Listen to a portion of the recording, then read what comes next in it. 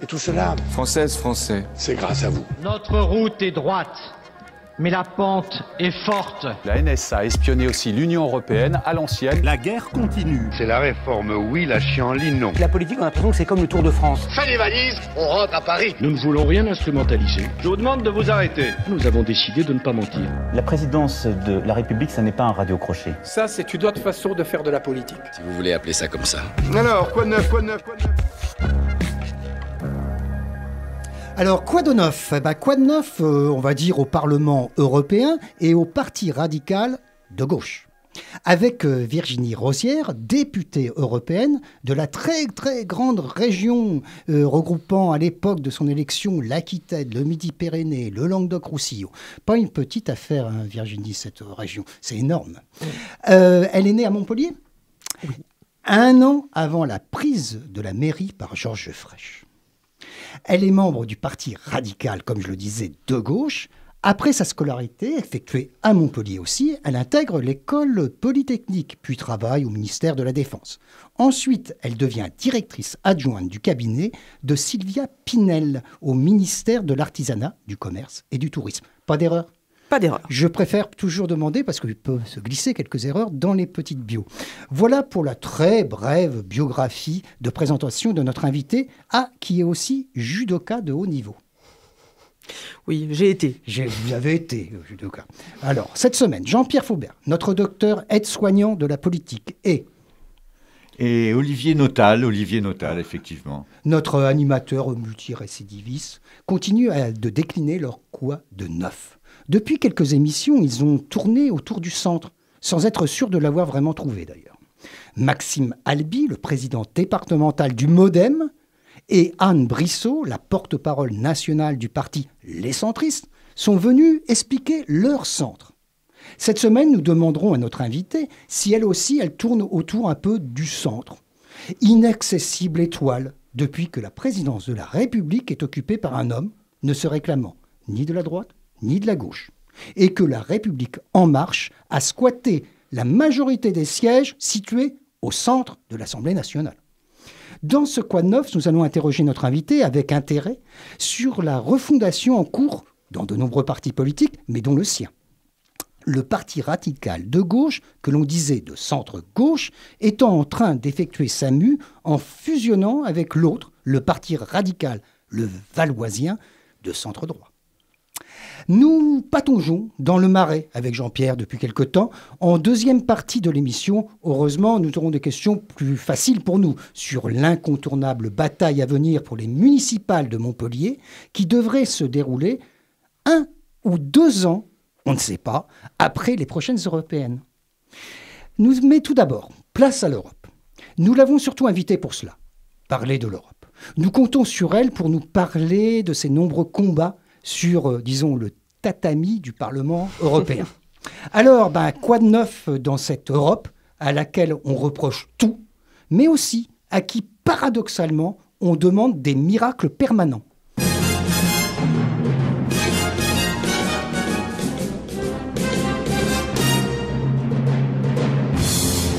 Alors, on est avec Virginie Rozière. D'abord, merci d'être venue nous rendre visite dans nos petits locaux de Montpellier. C'est au 24 boulevard Pasteur, c'est pas loin du Corum. Vous connaissez bien Montpellier puisque vous y êtes né. Oui, Montpellier, c'est ma ville, celle dans laquelle j'ai grandi et celle où j'aime beaucoup encore flâner. Et vous avez une permanence d'ailleurs au centre-ville de Montpellier, il faut le savoir. Dans le quartier Antigone, place du Millénaire. Voilà, exactement. Pas loin de la métropole. Pas loin. Voilà. Alors avec Jean-Pierre, on va vous interroger, mais d'abord, j'aimerais bien que, si c'est possible, vous nous fassiez une petite visite du Parlement européen. Alors, nous avons déjà eu un guide, puisque dans ces émissions, nous recevons beaucoup de politiques.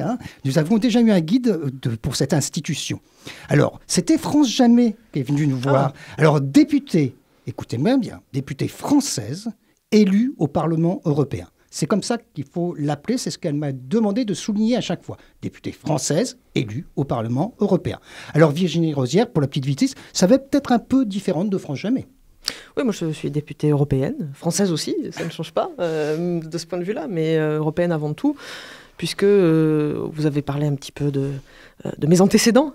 Et ce que j'ai coutume de dire, c'est que j'ai un parcours peut-être atypique, dans le sens où c'est par l'Europe que je suis arrivée à la politique et pas l'inverse. Donc l'engagement européen, pour moi, est au cœur de mon engagement politique, ce qui aussi a conduit mon engagement dans le Parti radical de gauche, qui est un parti résolument pro-européen. Donc c'est quelque chose qui, pour moi, est vraiment au cœur de mon engagement. Vous avez habité à Bruxelles ?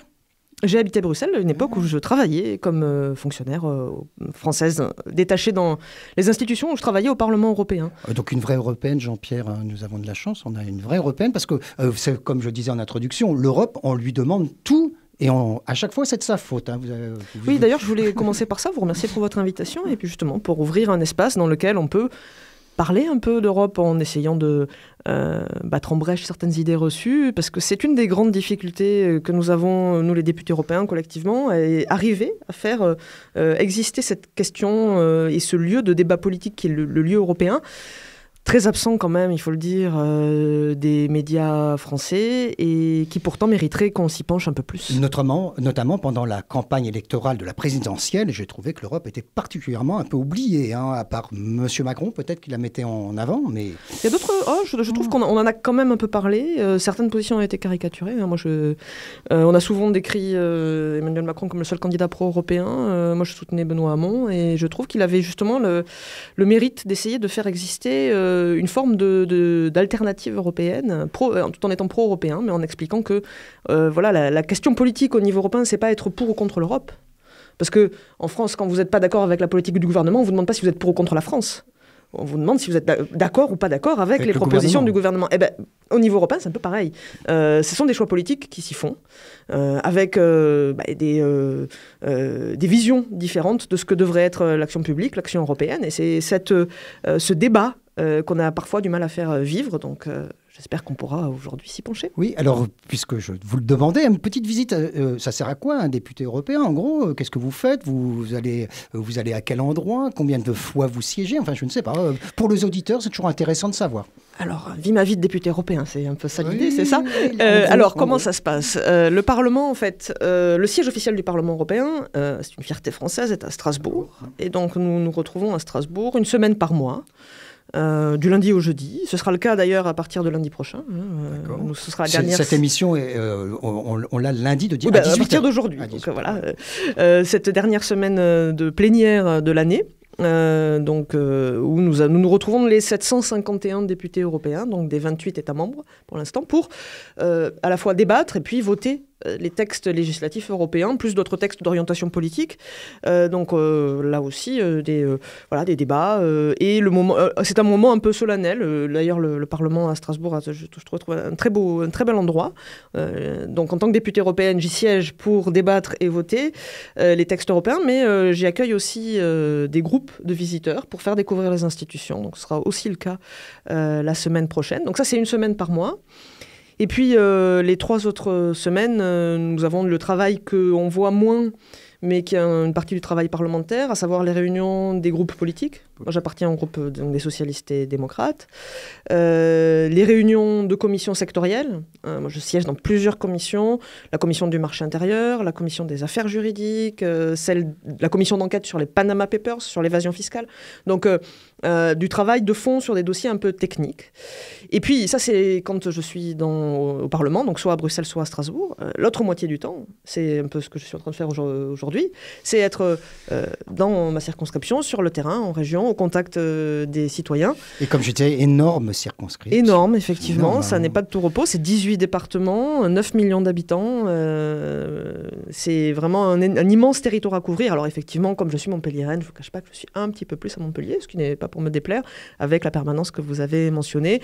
Et à Montpellier ou ailleurs, voilà, ce sont des émissions dans les médias locaux, comme aujourd'hui, des rencontres avec les citoyens, des débats publics pour faire un petit peu à la fois de la pédagogie, puis aussi de l'écoute des préoccupations, parce qu'on a aussi ce rôle de représentation des citoyens. Donc on a bien compris, enfin les auditeurs et Jean-Pierre Foubert a bien compris que Virginie Rosière, elle était un peu occupée quand même. On croyait qu'on faisait rien au Parlement, c'est pas le cas, hein, européen ou autre. Je ne voudrais pas faire de procès d'intention sur ce qui s'est passé avant et laisser entendre que d'autres députés européens prédécesseurs n'avaient pas l'assiduité que Virginie Rosière a apparemment. Je lui fais pas de procès d'intention à elle non plus. J'espère. Non, pas du tout. Non, mais moi, il y a une question, parce que c'est assez récurrent quand on parle de l'Europe. C'est ce rapport ambigu entre les députés élus, donc, qui siègent essentiellement à Strasbourg, et le rôle de la Commission. C'est-à-dire, moi, je vais poser la question indirectement. Qui décide de l'ordre du jour ? Non, qui décide de l'ordre du jour au Parlement ? L'ordre du jour en lui-même, il est défini par les parlementaires, mais ce à quoi vous faites sans doute allusion, qui est une difficulté et qu'il faudrait changer, à mon avis, dans les traités, ce sont les traités qui le posent comme ça, c'est que en ce qui concerne les textes législatifs, pour légiférer, ce qu'on appelle l'initiative parlementaire, à savoir le fait de dire, ben voilà, on va prendre une loi sur ce sujet-là, c'est uniquement la Commission européenne qui détient ce pouvoir, pas les parlementaires. Qui présente Exactement. Et c'est à mon sens, un défaut quand même, un affaiblissement du pouvoir législatif et du pouvoir des parlementaires qui est un vrai problème. D'ailleurs, on y viendra peut-être en parlant de quelques dossiers que je suis, sur lesquels, en tant que rapporteur sur ces questions-là, je demande à la Commission européenne de proposer une législation. Et aujourd'hui, on se heurte effectivement à une difficulté, à un refus. C'est un peu, si vous voulez, comme si en France, ça se passe aussi un peu comme ça en France d'ailleurs. Hein. C'est tout à fait ce que j'allais vous dire. Exactement. C'est le gouvernement qui peut faire des projets de loi qui sont ensuite débattus par le Sénat et l'Assemblée nationale. Simplement, vous avez ce qu'on appelle les niches parlementaires, donc un petit espace, une petite portion d'ordre du jour dans laquelle les députés peuvent faire des propositions de loi. Voilà. Nous, on n'a pas du tout de proposition de loi, du tout. Donc c'est la petite différence. Alors, j'ai entendu parler dans votre propos tout à l'heure que vous allez débattre sur les Panama Papers. Alors, comme vous avez un président qui s'appelle M. Juncker, qui est luxembourgeois, il doit connaître en effet le sujet. Ouais, c'est cette question de l'évasion fiscale, ça a été le fil rouge de tout le mandat de député européen depuis 2014. Parlez-nous de la fameuse liste des pays qui sont, et notamment dont on vient d'enlever le Qatar. C'est assez... Oui, on a la première, enfin. Une liste, enfin. C'est quand même, on va voir le verre à 35% plein et peut-être à 65% vide. Pour enfin une liste des paradis fiscaux européens. Ça, c'est une excellente chose. Il figure un peu moins de 17 pays, quelque chose comme ça, avec des absents notables quand même. Et elle est notablement insuffisante. On va poursuivre la discussion. Je pense qu'il va falloir y faire rentrer quelques pays. On va aussi poser un peu directement la question des paradis fiscaux à l'intérieur de l'Union européenne. À l'intérieur, parce qu'il n'y a pas que dans les îles Caïmans ou ailleurs. Hein. Oui, alors il y a les paradis fiscaux à l'extérieur. On a eu les Bahamas Leaks, les Panama Papers, justement.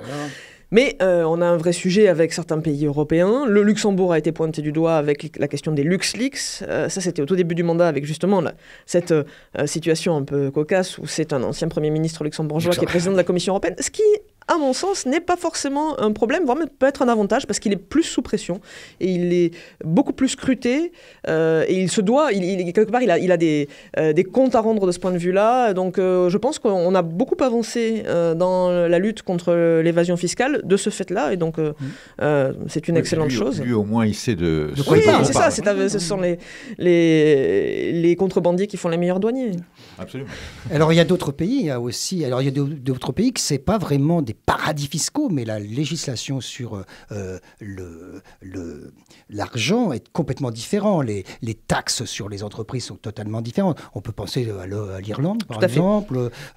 Bon, maintenant, on ne parle pas de la Grande-Bretagne, puisqu'ils ont quitté l'Europe. Mais bon, alors les Pays-Bas, Malte, effectivement. La Hongrie, qui apparemment veut réduire le taux d'imposition des sociétés et le redescendre, je crois, de 25 à 15%. Oui, en suivant l'exemple de l'Irlande, qui est le pays qui a le taux nominal le plus bas. Après, vous avez d'autres pays qui ont un traitement différencié selon les entreprises. C'était le cas du Luxembourg. Les LuxLeaks, c'est ça. En fait, on négocie de gré à gré avec des entreprises pour déroger au droit commun.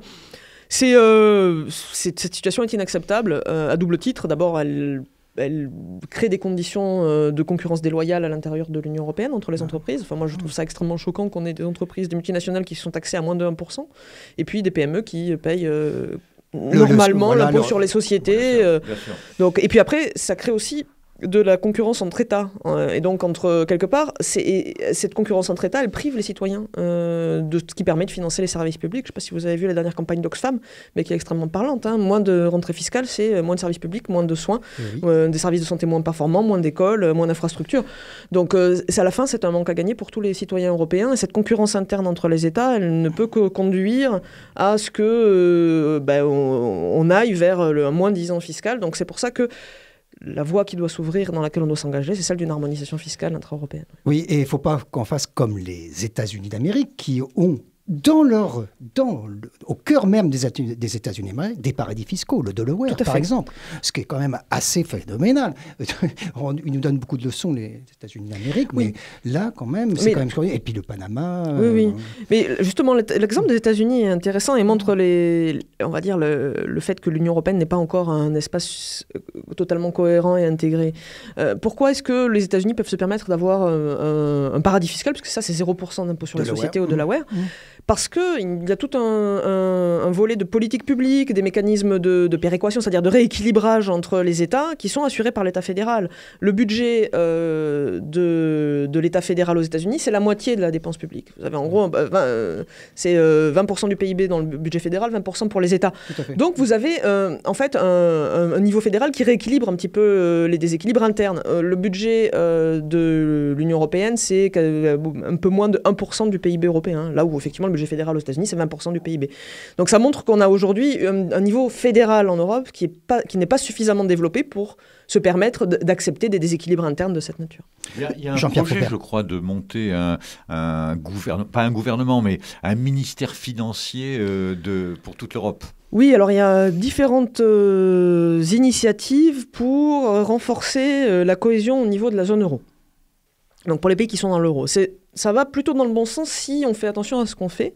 Ce qu'il faut construire, c'est un niveau plus politique et puis c'est des mécanismes de solidarité. Là, ce qui est sur la table, ça reste quand même très technique, très mécanique. Et si c'est pour juste continuer à mettre en place des règles automatiques qui, comme ça a été le cas pendant la crise, accentuent les déséquilibres, accentuent les divergences, et plutôt que d'amortir les chocs économiques, je ne suis pas sûr qu'on aille vraiment... je voudrais être sûr qu'on ne manque pas la cible. Si on ne vise que la zone euro, dans un premier temps, est-ce qu'on ne risque pas de développer une Europe à deux vitesses ? Oui, on risque, mais je vous dirais que l'Europe est déjà à plusieurs vitesses. Donc, va se poser la question qui se pose aujourd'hui, elle est effectivement d'arriver à renforcer peut-être un socle européen avec les pays qui le souhaitent, parce qu'on voit bien qu'on a quand même quelques pays qui divergent de ce que peut être une logique européenne collective et cohérente et solidaire. Vous avez bien sûr la Grande-Bretagne, bon là on n'en parle pas, le divorce est acté. Et presque, mais je pense pas qu'on arrive à revenir en arrière. Sauf si effectivement les mouvements sociaux en Grande-Bretagne font qu'ils redemandent un nouveau référendum, parce que apparemment l'agriculture anglaise... non, mais les conséquences vont être dramatiques pour la Grande-Bretagne. Éventuellement on risque d'avoir les Écossais, voire les Irlandais du Nord, sur la même position que le Pays Basque en tout cas, que la Corse peut-être demain, ou la Sardaigne, ou bien éventuellement la Catalogne. La situation est inextricable aujourd'hui. Ça risque de provoquer un éclatement de la Grande-Bretagne quand même. Tout à fait. Alors on va revenir à l'Europe, puisque la Grande-Bretagne est sortie de l'Europe, figurez-vous, paraît-il, mais peut-être qu'elle va revenir après ces problèmes. Moi j'avais une question technique sur la directive Bolkestein, parce que quand même, ça c'est un vrai problème. C'est-à-dire où effectivement, dans ce que vous disiez sur cette Europe à deux vitesses, on risque d'avoir les pays qui ne seraient pas touchés par cette directive, qui vont envoyer des plombiers polonais, des carreleurs roumains, etc., etc. Alors on dit beaucoup de choses sur ce qu'on a appelé la directive Bolkestein, qui s'appelle en fait aujourd'hui la directive service, qui a quand même beaucoup évolué entre sa version initiale, qui était très préoccupante, et puis ce qui est aujourd'hui. On en rediscute en ce moment d'ailleurs, avec le même antagonisme. Moi d'ailleurs ça me ça me choque un petit peu, je vous en dirai quelques mots. Et puis on a aussi toute la question du détachement des travailleurs. Globalement, ça pose la question du dumping social aujourd'hui en Europe. C'est une réelle question, c'est un réel sujet. J'ai quelques collègues qui m'expliquent qu'on ne peut pas parler de dumping social puisque ça veut dire qu'on est, à ce moment-là, on est anti-européen ou on est raciste vis-à-vis des pays de l'Est. C'est pas la question. Les salariés ou les travailleurs des pays de l'Est sont victimes de cette situation au même titre que ceux des pays de l'Europe occidentale à qui ils font concurrence. C'est une question d'équité sociale, tout simplement. C'est difficile cette harmonisation quand même. Oui, c'est difficile et il faut justement essayer de mettre en place des garde-fous et des mécanismes de solidarité et de rééquilibrage plutôt que d'ouvrir grand la porte justement à cette concurrence interne. Parce que pour moi, le sentiment anti-européen qui s'est développé, il vient d'une sensation qui correspond à une part de réalité. Ça n'est pas toute la réalité européenne, donc c'est en partie caricatural, mais il y a une part de vrai. Cette question de concurrence sociale interne, de concurrence fiscale interne, elle existe. Et on n'y répond pas suffisamment. Et donc, si on veut redonner du sens au projet européen, il faut qu'on apporte des réponses sur ce volet-là, plutôt que d'accentuer les déséquilibres. Et en ça, on a deux visions de l'Europe, qui sont deux visions pro-européennes, mais qui sont diamétralement opposées. Alors Virginie Rosière, donc encore merci d'être là, parce que là on apprend des choses sur l'Europe qu'on ne connaît pas forcément. Les combats que vous menez dans ce Parlement, plus précisément les vôtres, c'est de quel sujet vous vous emparez ? Alors, le sujet, le dernier en date, celui qui fait l'actualité, je vous en parlais. Je suis membre de la commission d'enquête sur les Panama Papers, de la commission des affaires juridiques. On a un gros dossier de lutte contre l'évasion fiscale. On va voter cette dernière semaine de décembre notre rapport de la commission d'enquête sur les Panama Papers. Et dans le même temps, donc, on a vu beaucoup de révélations, beaucoup de scandales qui nous ont donné du grain à moudre, qui ont permis de mobiliser les parlementaires, de mobiliser aussi l'opinion publique, les ONG, pour créer une dynamique politique pour prendre des mesures concrètes. Dans le même temps, en fait, à l'origine de ces révélations, vous avez des individus. Des gens normaux qui travaillaient simplement dans ces organisations-là et qui ont révélé ce qui s'y passait. Je pense en particulier à LuxLeaks, Antoine Deltour, Raphaël Allais. Et c'est grâce à eux, en fait, grâce à ces révélations qu'on a pu faire tout ce qu'on a fait, mais ces personnes-là se retrouvent aujourd'hui en fait, poursuivis par la justice, devant la justice et condamnés. Exactement, ce sont des lanceurs d'alerte, ce qu'on appelle les lanceurs d'alerte. Il y en a aussi dans d'autres domaines, dans le domaine de la santé, je pense à Irène Frachon sur le Mediator, dans le domaine de la protection de l'environnement. Donc on voit bien qu'on a des vigies citoyennes qui, à certains moments, se disent c'est pas possible ce qui est en train de se passer. Les gens, je dois informer de ce qui est en train de se passer et on doit faire quelque chose. Comme pour le glyphosate, peut-être que vous avez. On va, si vous voulez, parler du glyphosate. C'est aussi effectivement, ça a été un. C'est pas encore une fois. C'est pas fini, mais je pense que là aussi, on voit qu'on a plusieurs visions de l'Europe qui sont pas les mêmes et qui s'affrontent aussi dans l'hémicycle européen. Donc sur les lanceurs d'alerte, la conclusion, c'est qu'on doit protéger les lanceurs d'alerte. Et vous avez parlé de l'initiative, du pouvoir d'initiative parlementaire. Comme nous, parlementaires, on n'a pas cette possibilité de proposer tout de suite une loi, qu'est-ce qu'on fait ? On se réunit et on dit ce qu'on veut, donc en passant des rapports. Donc j'ai été rapporteur sur la protection des lanceurs d'alerte. En octobre, j'ai proposé un certain nombre de mesures qui ont été amendées, discutées. Ça a été une bataille politique assez dure, puisqu'on avait une partie des députés de droite qui voulaient vraiment minimiser cette protection, interdire aux lanceurs d'alerte de parler à la presse, par exemple. Enfin, bon, on a quand même réussi à poser un cadre ambitieux, à affirmer l'importance de cette protection et à demander clairement à la Commission européenne une législation, une loi pour protéger les lanceurs d'alerte. On aura la réponse en début 2018 et normalement, peut-être, on l'espère, une réponse favorable. Jean-Pierre Foubert, peut-être une autre question. Alors ça peut être aussi sur le CETA, je ne sais pas, ce que vous voulez, Jean-Pierre. Oui, sur les grands, puisque Olivier vous posait la question de savoir s'il y avait des points sur lesquels vous vous engagez personnellement, mais aussi le groupe auquel vous appartenez, et qui sont des axes forts, disons. Je pense que, par exemple, le président Macron dit qu'il faut arriver à une relative harmonisation, notamment sur le plan social, ou que je pense que ça va prendre 3 décennies, je ne me fais pas d'illusions. Mais peut-être un peu moins quand même, avec des députés motivés. Mais ça, de toute façon, ce qui compte, c'est que ça avance le plus vite possible. Après, il y avait une question technique que je voulais vous poser. Alors, je ne connais pas parfaitement par cœur les règlements internes de l'appartenance à l'Europe pour un pays, mais est-ce que l'Europe peut exclure un pays qui est déjà dans l'Europe ? Elle peut dire, non, votre position...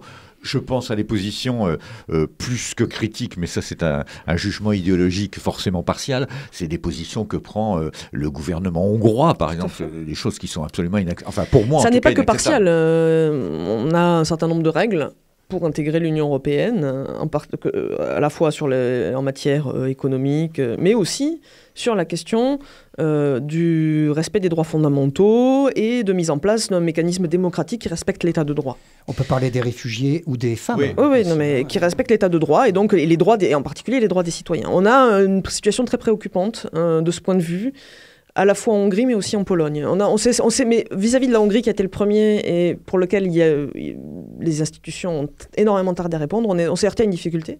C'est que le président hongrois appartient à un parti qui est allié au PPE, c'est-à-dire à la droite européenne. Donc il y a une forme de solidarité politique qui s'est constituée, puisque c'est le groupe majoritaire, c'est le parti majoritaire, et toute tentative d'entamer un processus de sanction de la Hongrie a été empêchée parce que le groupe majoritaire aujourd'hui le plus important dans les institutions, que ce soit parmi les États membres ou au Parlement, s'y est opposé. Ouais, d'accord. Mais parce que c'est vrai que la position de la Hongrie en construisant cette espèce de mur à la Trump, petit mur là. Un petit mur à la Trump, c'est complètement contraire aux accords de Schengen, qui sont sur la libre circulation, c'est-à-dire les gens qui sont rentrés dans l'espace et qui ont été acceptés en tant que tels dans l'espace devraient pouvoir s'y déplacer relativement librement. Oui, tout à fait. Bon, vous avez les Schengen, mais au-delà de ça, la Hongrie a pris quand même un certain nombre de mesures liberticides en supprimant les contre-pouvoirs, ce que fait aussi la Pologne. Donc, on va dire la dérive existe depuis très longtemps. Donc là, on arrive à des extrémités. Peut-être demain l'Autriche, parce qu'on est dans une situation aussi très délicate. Hein. Oui, mais bon, on verra. La coalition, effectivement, intègre des partis d'extrême droite, mais pas que. Donc, on va voir comment les choses se posent. Mais vous me posiez la question justement du glyphosate, du CETA. Oui. Enfin, vous n'aurez pas le temps de répondre. Pas tout, mais en gros. Quand même, pour vous donner une idée. Et vous avez parlé d'Emmanuel Macron. J'accorderai un point au crédit d'Emmanuel Macron, c'est qu'il a remis la question européenne dans le débat national, et c'est une bonne chose. Mais ce que je trouve regrettable, c'est qu'il ouvre des perspectives, il prétend faire un certain nombre de choses, mais quand on regarde la réalité de et comme il communique très bien, c'est un message qui est entendu, mais quand on regarde la réalité des décisions prises par Emmanuel Macron ou ses représentants, on n'est pas forcément toujours en cohérence. Pour moi, au niveau européen, on a deux visions pro-européennes qui coexistent et qui ne sont pas identiques et qui méritent d'être examinées l'une pour l'autre. Vous avez une approche qui va être très libérale, très orientée vers le marché, la concurrence, et qui va considérer que c'est uniquement cette liberté de marché que les institutions doivent installer et absolument qui va résoudre tous les problèmes. Voilà, sans se préoccuper de ce qui concerne directement les citoyens, l'économique primant sur toute autre chose. Et puis vous avez une autre vision qui dit, attendez, l'Europe, c'est la zone du monde dans laquelle on a peut-être les standards sociaux, environnementaux, de santé publique les plus avancés dans le monde. C'est une fierté et c'est quelque chose qui caractérise le modèle européen.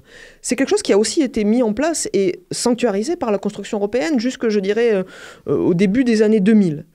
Mais depuis, on a eu un changement de perspective. On avait aussi la dimension de marché, la dimension économique, mais les deux allaient de pair. Et je trouve qu'on a un déséquilibre qui s'est très fortement creusé depuis 10-15 ans.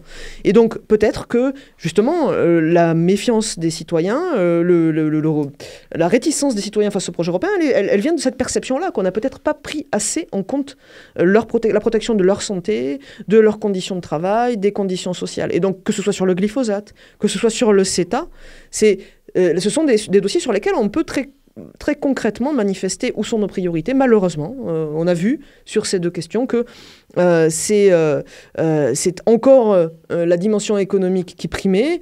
Et si vous voulez, moi j'entends bien que le président Macron dit qu'il veut rendre notre planète grande de nouveau, qu'il se préoccupe d'environnement, mais quand même on nous explique que l'Assemblée nationale va ratifier le CETA sans autre forme de procès. Alors Virginie, si vous voulez bien, on va faire une petite pause. Ça permet aux auditeurs de changer un petit peu, ils peuvent aller faire ce qu'ils veulent pendant quelques minutes. Et puis vous, ça vous permet peut-être de reprendre votre souffle, mais vous parlez tellement bien qu'on aurait pu vous écouter encore pendant quelques temps. Mais on va vous écouter en deuxième partie pendant encore une trentaine de minutes.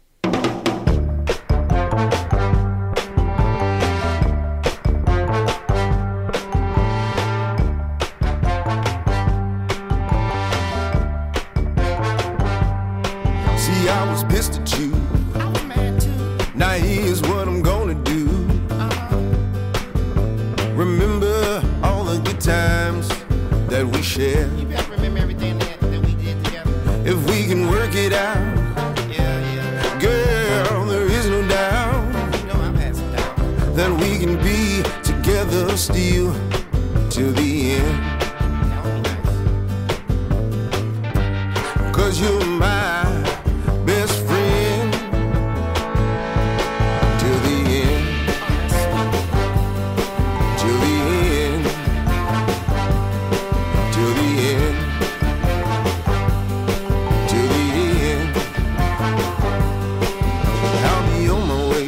Wait a minute, where the fuck you going? But I'll be back someday. Okay. To pick up the pieces, baby, that we made. And it would be a crime to let it steal our peace of mind. I know our debt to love has been paid. I paid that bill. 'Cause you're my best friend till the end. Till the end. Till the end.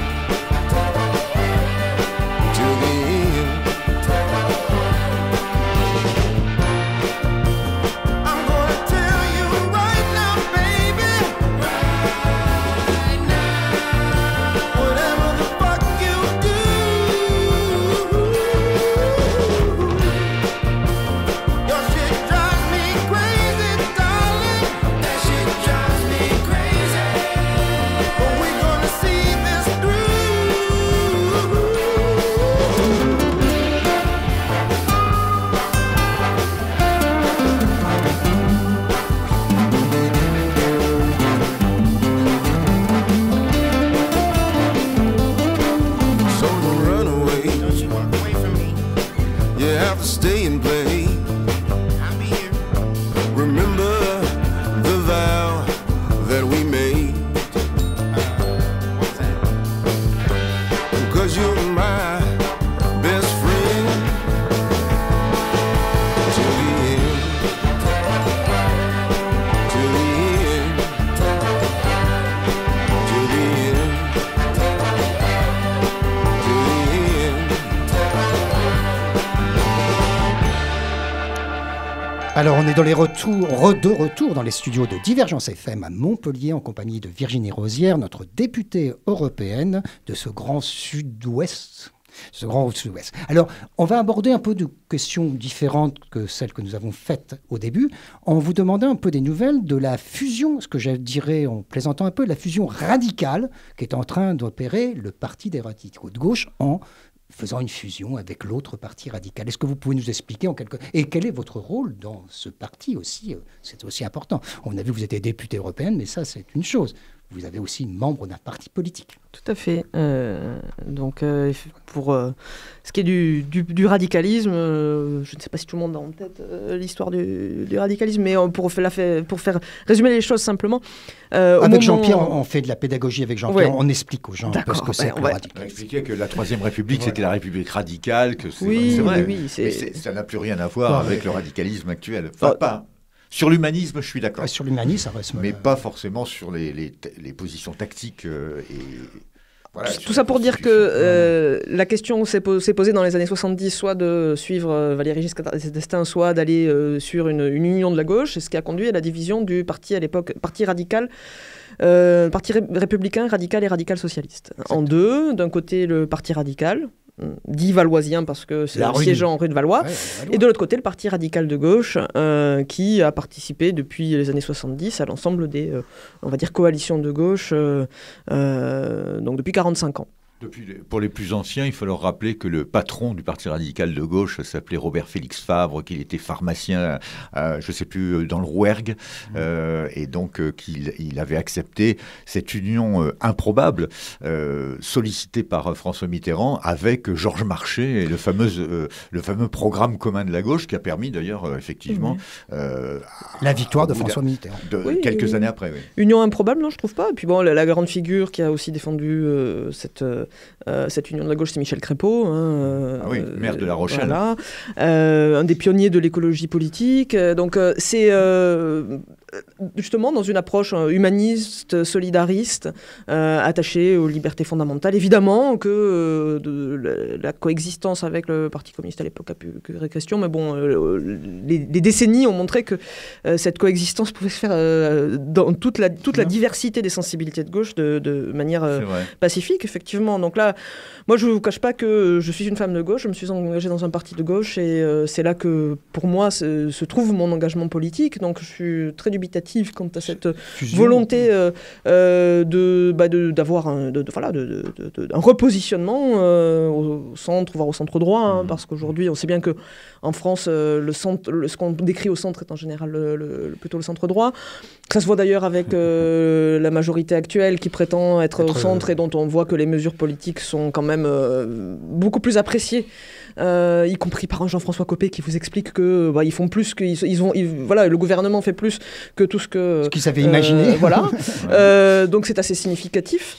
Et ça n'est pas ma sensibilité politique. Donc de mon côté, effectivement, la question se pose d'arriver à faire vivre cet engagement à gauche dans une structure politique qui serait recentrée de cette manière-là. Donc, mais je sais que nous sommes plusieurs à se poser cette question. Alors j'ai vu que Sylvia Pinel, dont vous avez collaboré avec elle, et Laurent Hénard tentent de répondre aux militants de votre parti sur le site internet du parti des radicaux de gauche, en essayant d'expliquer pourquoi on va faire cette fusion. Ça ne me semble pas si facile que ça. Pour eux, c'est un exercice délicat.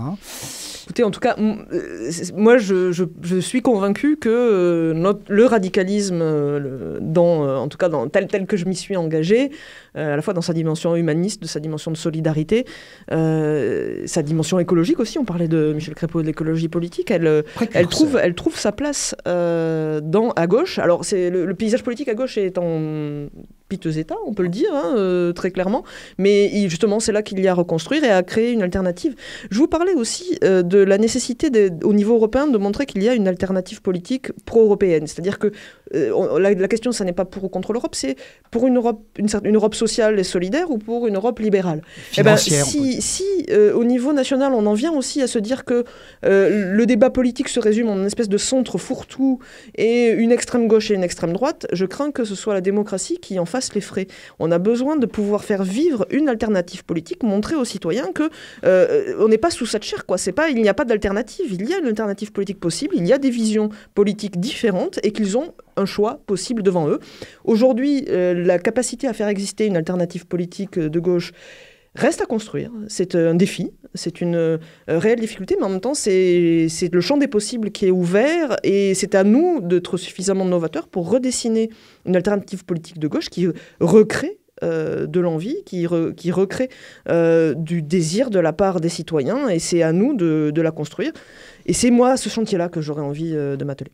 Jean-Pierre Faubert. Trois petites remarques. Je partage tout à fait votre point de vue sur ce point et sur le risque vis-à-vis de la démocratie, parce que c'est le piège, éventuellement, qui attend Emmanuel Macron s'il ne réussit pas tout à fait. Parce que dire je suis ni gauche ni droite, etc., c'est un risque extraordinaire. La deuxième, ça va devenir un leitmotiv depuis 3 ou 4 émissions. C'est ce que disait Mitterrand du centre. Il disait le centre n'est ni à droite, ni à gauche, ni à gauche, ni à gauche. Je trouve ça tout à fait intéressant. Et le troisième point, c'est effectivement cette espèce de fusion des deux radicaux, gauche et droite pour aller vite. Est-ce que ça risque pas de remettre le parti radical de gauche qui avait des positions, je pense à des gens comme Bailey, comme Sylvia Pinel, etc., de les ramener dans un centre qui en fait n'existe pas, ou est en danger, parce qu'on sait très très bien qu'à chaque fois que le centre s'est défini comme tel, sauf peut-être à l'époque de Giscard, mais c'était très différent, le contexte historique était peut-être un petit peu différent, mais en général, sans être très méchant, le centre, dans une constitution qui a joué l'alternance entre une gauche et une droite, le centre, c'est... allez, je vais être méchant, c'est les harkis de la politique, non ? Je ne sais pas, c'est... Les supplétifs. disons. Allez, soyons gentils. On pourrait vous rétorquer que là, les faits donnent tort à cette vision des choses qui s'est vérifiée effectivement, où l'espace central a eu du mal à exister sous la 5e jusqu'à présent. Emmanuel Macron, en se revendiquant, je ne dis pas forcément en étant au centre, mais en se revendiquant du centre, a réussi, mais dans une conjoncture quand même très particulière, à faire émerger un bloc central. Encore une fois, on peut questionner la réalité de la centralité du positionnement. Mais au-delà de ça, si vous voulez, on peut penser que il faut se positionner à tel ou tel endroit de l'espace politique. Je vous le disais, je suis venu à la politique par l'Europe et pas l'inverse. Je n'ai pas été à l'Europe par la politique. Donc je viens avec des engagements et avec un parcours qui me fait dire que je fais de la politique parce que j'ai envie de défendre des choses. Pendant des décennies, alors moi je ne suis pas au Parti radical depuis des décennies, je suis un peu trop jeune pour ça encore, mais j'ai donné votre âge puisque j'ai dit que vous étiez né un an avant la prise du pouvoir de Montpellier. 41 ans pour être clair. Donc, la valeur n'attend pas le nombre des années, vous le savez comme moi. Tout à fait, mais puis c'est plus si jeune quand même. Hein. Mais néanmoins... on a eu des divergences entre Valoisiens et radicaux de gauche depuis 45 ans. On a fait des choix différents, parfois opposés, sur les combats politiques qui sont les nôtres, particulièrement, moi, je pense à quelque chose qui est une conviction très forte pour les radicaux de gauche, sur tout ce qui est nouveau droit. Puis vous avez soutenu Benoît Hamon aussi, n'oublions pas. Oui. Donc, quelque part, c'est par cohérence politique. On avait fait le choix de s'engager dans les primaires, avec l'engagement de soutenir le vainqueur de la primaire. Benoît Hamon était le vainqueur de la primaire. Et après, au bout d'un moment, il faut savoir honorer la parole donnée, sinon on finit par perdre les électeurs et on ne peut que les comprendre. Et c'est un peu la même chose quand je vous disais, vous me disiez, oui, le centre, pas le centre. Je me suis engagée pour défendre un certain nombre de convictions qui sont d'idées, de propositions qui sont de gauche.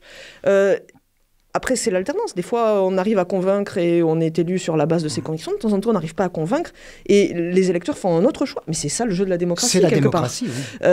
Oui. Donc ça veut dire qu'il faut travailler, il faut savoir se remettre en question, éventuellement, mais aussi peut-être travailler pour savoir être plus convaincant et mieux faire passer ses convictions sur les prochaines échéances. Et donc, la vision européenne que je défends, c'est une vision, comme je vous le disais, européenne plus soucieuse du citoyen, plus soucieuse d'une équité sociale, d'une prise en compte des questions de santé, de protection de la santé, de l'environnement. Et ça n'est pas forcément compatible avec une autre vision qui est une vision beaucoup plus libérale et beaucoup plus qui me place la question du libéralisme économique au-dessus de toutes les autres préoccupations. Alors si vous voulez bien, on revient un peu plus local au sens très large du terme. On a une présidente de région qui s'appelle Carole Delga, qui est plutôt pas loin de votre façon de penser. Mais oui, je suis également conseillère régionale dans la majorité de Carole Delga. Et effectivement, les politiques qui sont menées au niveau régional correspondent à cette sensibilité large d'une union de la gauche. Et puis cette grande région, là aussi, alors c'est pas aussi grand que la vôtre de région, puisque vous avez jusqu'à l'Aquitaine. C'est les 2/3.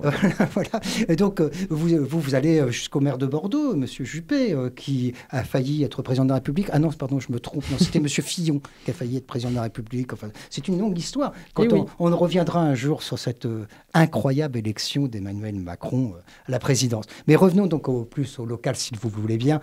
Et avec Jean-Pierre Foubert, peut-être qu'on va aborder là vraiment localement ce qui va se passer à Montpellier dans quelques temps, non Oui. Vous pouvez dire autre chose avant. Juste une toute petite parenthèse. J'aimerais qu'un jour, les gens qui se réclament des radicaux de gauche, parce que vous avez évoqué le nom de l'ancien maire de La Rochelle, Michel Crépeau, que j'ai eu la chance de rencontrer il y a très longtemps, quand il était encore maire, et qui avait pris des initiatives. C'est intéressant que les auditeurs entendent ça, parce qu'il a inventé le tri sélectif, qui lui permettait de regoudronner les rues de son centre-ville. Je me souviens, il m'avait expliqué ça. Il avait inventé les barèmes progressifs des parkings, c'est-à-dire les gens, ils disaient, mais si vous voulez qu'il y ait de la place, il faut que la première heure soit gratuite, et puis qu'ensuite ce soit progressif. Il a inventé les vélos gratuits. Les gens pouvaient prendre un vélo. Et puis, il n'y avait pas ça à l'époque, pas du tout. Hein, alors, il avait été élu en 1974 et il est venu, je me souviens, puisque j'avais suivi de très très près la campagne des élections municipales de 1977, et Georges Frêche, qui était candidat, l'avait invité, et Michel Crépeau avait balancé une liste des trucs qui était concret, avec le produit, y compris financier, que ça ramenait, les économies qu'il faisait. Et je trouvais que c'était une expérience. Et je trouve dommage qu'on ne remette pas ça en évidence parce qu'il avait 40 ans d'avance. Quoi. Bon, ouais. Je ferme la parenthèse. Donc si on revient sur la situation plus locale, ça veut dire que dans le panorama actuel montpelliérain, pour être clair, on se retrouve avec un conseil municipal donc constitué avec un petit groupe de moins en moins important d'ailleurs du Front National, une gauche un petit peu en déliquescence avec des rivalités, un député qui a été à un moment donné président du groupe puis qui ne l'est plus, mais qui était député PS, qui est devenu député En Marche, etc. Donc qui devrait normalement techniquement se rapprocher de Philippe Sorel tout en restant dans son opposition, enfin, etc. C'est une espèce de gloubi-boulga assez étonnant auquel je crois les Montpelliérains ne comprennent plus rien, et un Philippe Sorel qui, à chaque conseil municipal, j'exagère, je caricature, récupère dans son opposition. Je pense que tactiquement c'est une erreur, parce que quand on n'a plus d'opposition, tout peut arriver. Mais et puis qu'il ne faut pas confondre les élus et les électeurs. Philippe Sorel, que nous recevrons au mois de janvier. Que nous recevrons au mois de janvier, etc. Et c'est tout à fait exact. Et au niveau métropolitain, par contre, il a su se créer une réelle opposition, je crois. Ah oui. Oui, alors moi j'ai une analyse que je ne veux pas développer ici, mais si je vais vous donner mon point de vue, puis vous me direz un petit peu ce que vous en pensez. Je pense que Philippe Sorel a anticipé un phénomène. Je ne dis pas que je suis d'accord avec ce... J'ai pas de jugement... Enfin, j'ai un avis, mais je n'ai pas de jugement à porter comme ça, publiquement en tout cas. Les élections municipales vont avoir lieu en 2020 ou 2021, on verra. Et donc, en même temps, théoriquement, ça n'est pas encore voté, il devrait y avoir l'élection au suffrage universel des représentants des communes, y compris peut-être avec une liste globale, avec des représentants, un nombre, et donc une élection, y compris du président au suffrage universel. Donc, cette élection va forcément politiser la constitution des membres et de la future assemblée métropolitaine. Oui. Donc, prendre cette décision 3 ans avant, c'est peut-être anticiper sur un phénomène, dire de toute façon, comme ça va être politisé, allons-y. Bon, 60 ans. Et je pense que c'est pour ça qu'il l'a fait, mais je ne suis pas dans vous n'êtes pas Madame Soleil, comme vous dites. Souvent, je ne suis pas Madame Soleil. Il faudrait que je trouve une cartomancienne plus récente, parce que les gens ne vont plus savoir qui était Madame Soleil. Alors, la mairie de Montpellier... Et donc, la mairie de Montpellier, c'est un petit peu compliqué, parce que les dernières élections ont montré une espèce de poussée mélenchoniste puisque la députée de la circonscription qui est entièrement dans la ville, c'est Muriel Ressiguier, qu'on a eu le plaisir de recevoir il y a un mois ou un mois et demi, à peu près, ici, donc qui a sans doute des velléités municipales. On a un parti socialiste qui est en complète déconfiture, avec des positions à l'intérieur du groupe d'opposition à Philippe Sorel, de ce groupe socialiste et apparenté, des divergences de vues sur la tactique à suivre, et que actuellement aucun parti, dans le poids politique montpelliérain, aucun parti ne peut à lui seul espérer passer la barre si admettons qu'on ait une triangulaire pour aller vite, ne peut passer la barre des 34% qui permettrait d'être majoritaire, en tout cas au moins au second tour. Alors qu'est-ce qu'on pensait donc ça veut dire mener un combat comme celui-là, ça veut dire comment peut-on effectivement imaginer des unions, des alliances, en pensant que le score qu'ont fait les mélenchonistes, pour aller vite, sur Montpellier ne va pas durer. Je pense que c'est conjoncturel. Je vous dirais, vous avez dressé un tableau assez édifiant et assez juste de la situation. Et je pense que, honnêtement, les Montpelliérains n'y comprennent plus rien. Rien du tout. D'ailleurs, ils ne vont pas voter. D'accord. Donc, soit on peut continuer à se dire, voilà, on est dans des jeux de partis, et comment on va faire dans ces conditions-là, ça va être juste le même bazar. Après, on va lancer une pièce et on va voir ce qui va se passer à la fin. Mais je pense que c'est pas un service à rendre ni à la ville ni à ses habitants. Et moi, ça fait un moment que je dis qu'on a besoin, surtout, c'est ce qui fait défaut à Montpellier. Malheureusement, je trouve aussi depuis un peu plus de 3 ans, c'est d'avoir un projet, de savoir ce qu'on veut faire. Déjà. Et après, si on arrive à construire un projet, un projet, ça se construit pas seul.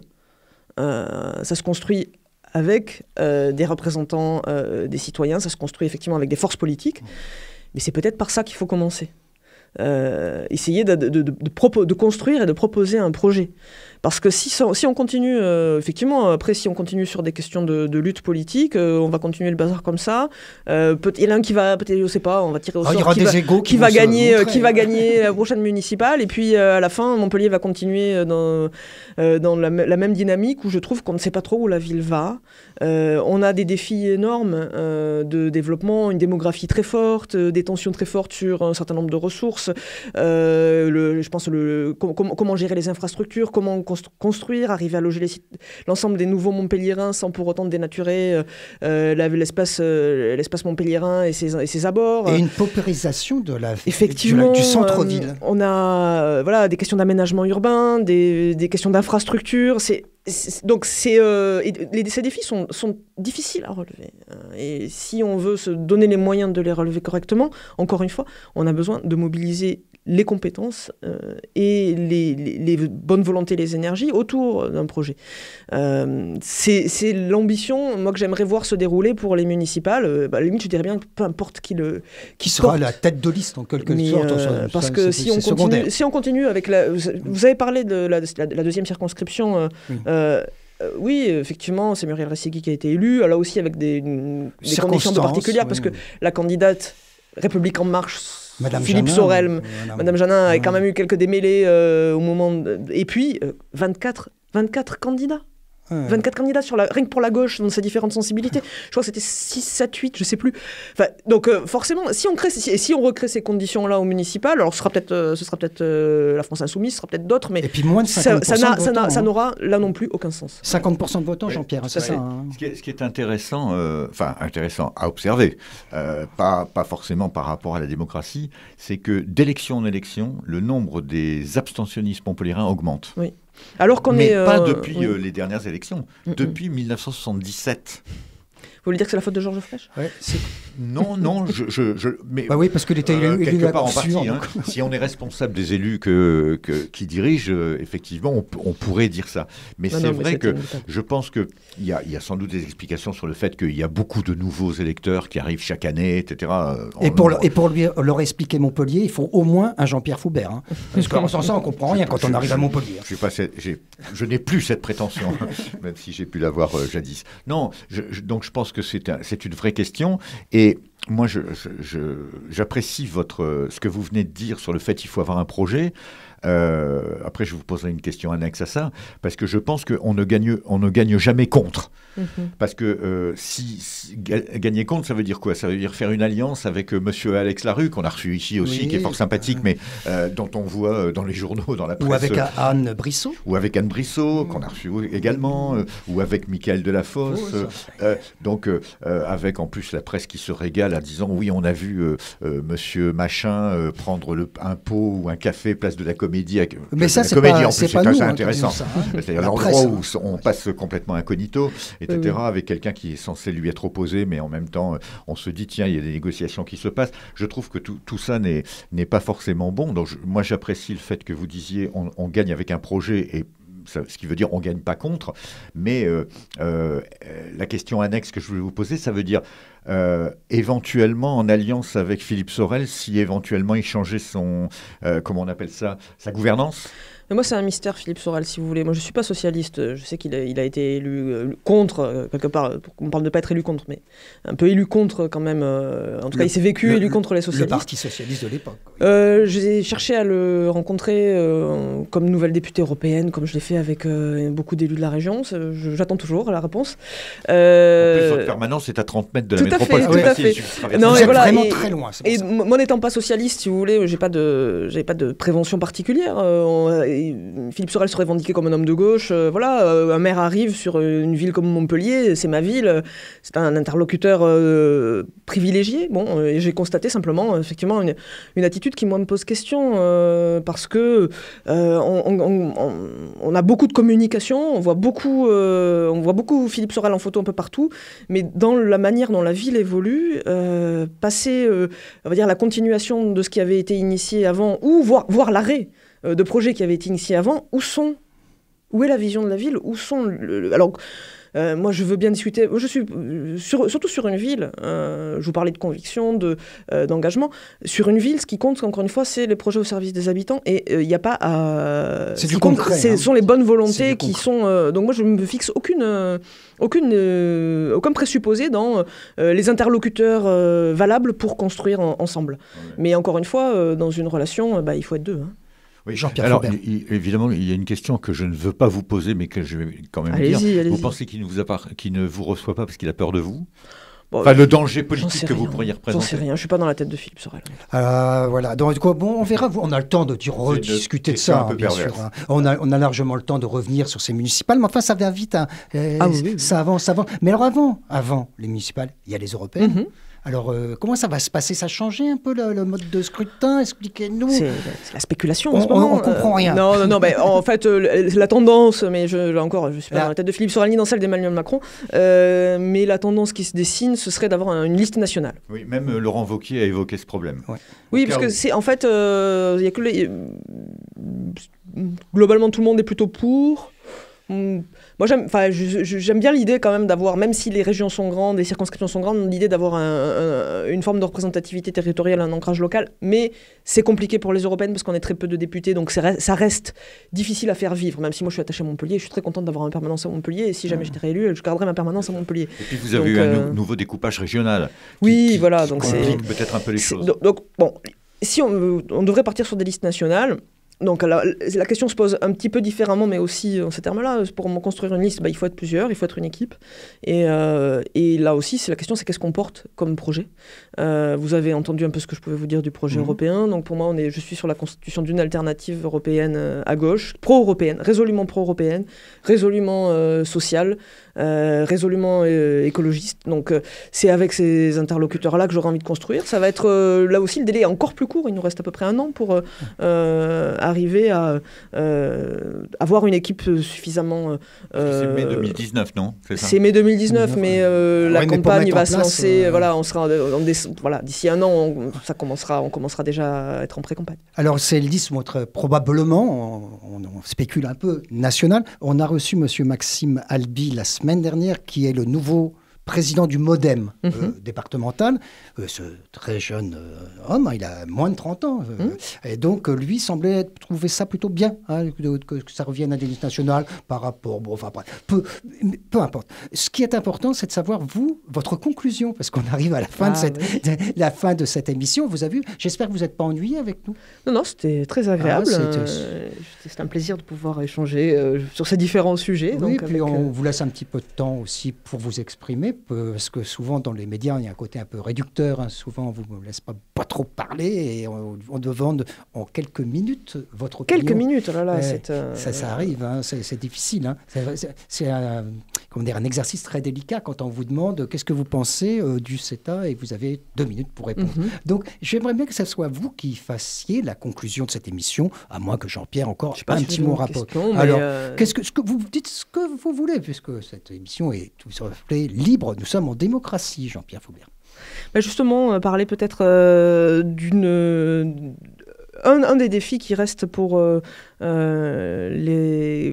qui s'incarne dans la situation actuelle et pour laquelle j'aimerais aussi arriver à proposer quelque chose, c'est la question de la démocratie. Comment retisser ce lien entre les citoyens et les électeurs. Vous avez parlé de la participation en baisse. Donc on voit que le jeu démocratique habituel ne fonctionne plus aussi bien.